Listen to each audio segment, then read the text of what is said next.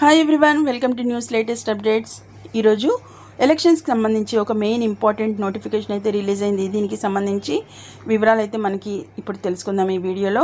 ముఖ్యంగా ఇది ప్రతి ఒక్కరూ తెలుసుకోవాల్సిన విషయం కాబట్టి తప్పకుండా వీడియోని అయితే లైక్ చేయండి ఫ్రెండ్స్. ఈ అప్డేట్ని మీకు తెలిసిన వాళ్ళందరికీ తప్పకుండా షేర్ చేయండి, ఎందుకంటే వారు ఎటువంటి ఇబ్బంది పడకూడదు అన్నట్లుగా ఈ అప్డేట్ అయితే మనకి వివరిస్తుంది.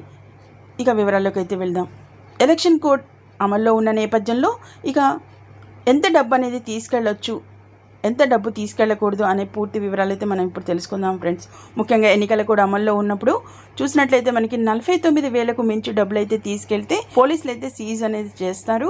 అలాగే 1 తులం బంగారం వరకు అయితే తీసుకెళ్ళొచ్చు. వీటికి మించితే సంబంధించిన పత్రాలు మీ దగ్గర ఉండాల్సి ఉంటుంది.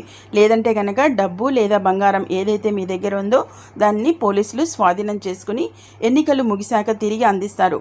ఒకవేళ ఓటర్లను ప్రలోభ పెట్టేందుకు తీసుకెళ్తున్నట్లు విచారణలో తేలితే కనుక సంబంధిత వ్యక్తిపై అయితే ఎఫ్ఐఆర్ నమోదు చేసే అవకాశం కూడా ఉన్నట్లుగా మనకి ఇక్కడ పూర్తిగా వివరించడం అనేది జరిగింది. చూశారు కదా ఫ్రెండ్స్. ఎప్పుడైతే ఎలక్షన్ కూడా అమల్లో ఉన్న నేపథ్యంలో అయితే ప్రజలైతే చాలా జాగ్రత్తగా ఉండాలి. ఎందుకంటే ఎప్పుడైతే మనం ఎటువంటి అవసరాల నిమిత్తం అయితే మనం అమౌంట్ అనేది అటు ఇటు తీసుకెళ్ళడం అయితే జరుగుతుంది. ఈ నేపథ్యంలో ఎప్పుడైతే 49,000కు మించి కనుక మీరు ఈ అమౌంట్ అయితే మీ దగ్గర ఉంచుకున్న నేపథ్యంలో దానికి సంబంధించిన ఏదైతే రిసిప్ట్స్ అనేవి ఉన్నాయో అవి కంపల్సరీ మీ దగ్గర ఉండి తీరాలి. లేదంటే కనుక అది డబ్బే కానీ ఇక బంగారం చూసినట్లయితే తులంకి సంబంధించి తీసుకెళ్ళొచ్చు. అంతకు మించి కనుక మీ దగ్గర తీసుకెళ్తున్నట్లయితే కనుక క్యారీ చేస్తున్నట్లయితే దానికి సంబంధించిన ఏవైతే రిసిప్ట్స్ ఉన్నాయో అవి కూడా కంపల్సరీ ఉండి తీరాలి. లేదంటే కనుక ఆ డబ్బుని కానీ బంగారాన్ని కానీ ఇక పోలీసులు అయితే తక్షణమే స్వాధీనం చేసుకుని ఇక ఎన్నికలు ముగిసాకైతే తిరిగి అందిస్తారు. ఒకవేళ కనుక ఓటర్లను ప్రలోభ పెట్టేందుకు తీసుకెళ్తున్నారు అన్నట్లుగా కనుక విచారణలో తేలితే కనుక